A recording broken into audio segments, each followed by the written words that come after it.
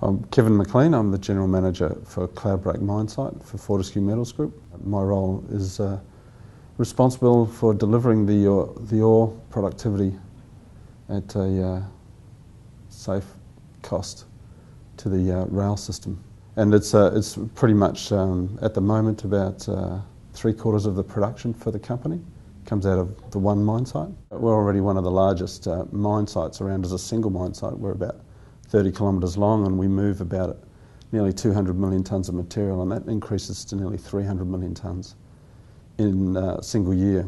There's 2,700 people who work at the site, so directly employed. That's a mix of contractors and Fortescue people. So because they work an 8 and 6 roster, there's at any one time around 1,500 people on site. So we move on scale. It's hard to imagine the numbers. We aim to move about 500,000 tonnes of material every day, and over a year, at the moment, around 260 million tonnes. So it's a very big pile, and it changes really fast. As a general manager, I guess your task is really to keep control over the day-to-day production. So even though I'm not actually doing day-to-day production tasks, it's about keeping the mine site focused on the targets, keeping the production ticking over and delivering to the right spec at the right level at the right cost.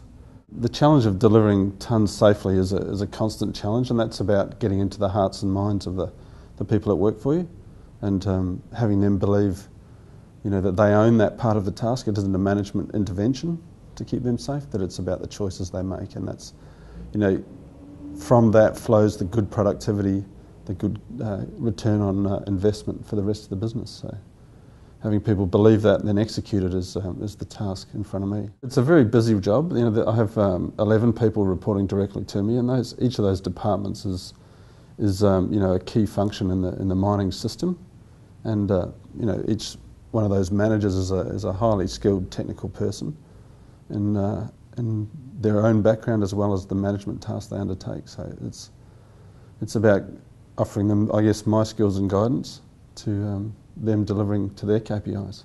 I've been in the iron ore industry since 2001 and the mining industry since 1996. I've been lucky enough to move around a fair bit as well. So I started out as a geologist in exploration, and then moved into mining as a geologist, and then into iron ore, into a variety of roles that have enabled me to get where I am. It's a funny one, actually. I chose to study geology because the mining school at Auckland University closed the year I got there. I was going to mining engineering and they shut the school down, and I didn't want to move to Otago. So it's one of those, I didn't say, I want to, geology's for me, I love rocks, which I am interested in, but I wanted to stay in Auckland and do geology, so I did.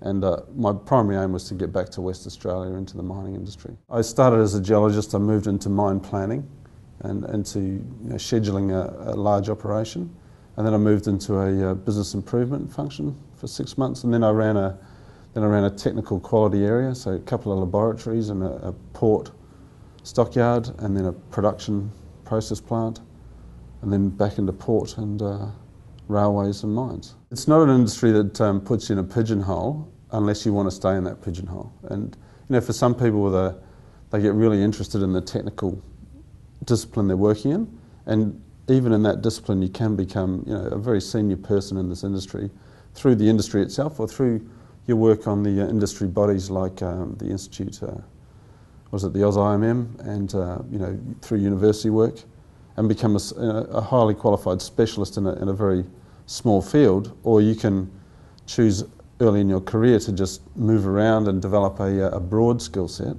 across a lot of technical disciplines and become a manager in the business. It's an industry that relies on experience of its people, and because it's so dynamic, you add lots of experience really rapidly when you work in mining. And if you work in a small company, you get a broad experience very quickly, and then when you move to a big company, then you can get more focused on your technical development. And that's what I tell people who are new to the industry or want to come in, that aim for a small company, get lots of experience in a small company, or 3 or 4 years, because you'll do everything, and they'll ask you to do things that aren't anywhere near your skill set. And when you come to a big company that has all of those other people there, your skill set will actually be more advanced than theirs. I always say, if you want to be a manager in the mining industry, then you have to you have to do some time, because otherwise you get to that position too quick. And by too quick, I mean you haven't actually had the experiences, or the lessons of the time behind you, and you'll be unprepared for those things when they occur. And on large-scale mining, it's when things go wrong, it goes wrong on a very large scale. So coming out of university is sets you up well for your technical skill set, and you should spend some time learning and understanding your technical skill set in the field. And then as you learn that, you'll be applying management techniques, and the company will give you some management training along the way. But managing people is different to being a geologist or being an engineer, because people are all individuals, and they all think individually like we want them to. So while you can manage a collective of people reasonably well, you have to be aware of all of the other nuances that come. So, and doing time in the industry, you get to know yourself well, and if you know yourself well, you can generally manage people much better. The action in mining is in the field, and the time you spend in the field sets you up very well for the time that you spend in Perth in the future. And so don't ever try and minimise that time. And your first management role as a geologist is usually in charge of a drill rig, and those guys are no shrinking violets, so you get lots of experience very quickly with those sort of people. And some of my best stories come off my days with drillers, and I still tell them with a smile. The main challenge for the West Australian mining is finding enough people now, and it's up to us to step up in terms of our training and introduction to the industry for people that want to get in but don't have the skills. So unless we do that, we won't look after our future. There's lots of teachers in the mining industry, there's lots of nurses, there's lots of policemen, there's lots of ex-prison guards, there's lots of ex-everything in the mining industry, and it's an industry, you can start out and sometimes you have to do a few hard yards in something that's not your, it doesn't give you that nice desk and air conditioning, but it's, you've got to start somewhere, and if you haven't got the skill set, then you have to acquire it somehow. You can go to university and gain a degree in something and then come out, and it gives you access to an industry, and then it's about how well you apply those skills. So you apply your technical skill well and progress as a technician, or you apply your life skill well and progress as in management in the stream there. And if you can mix both, then that's the best part of it.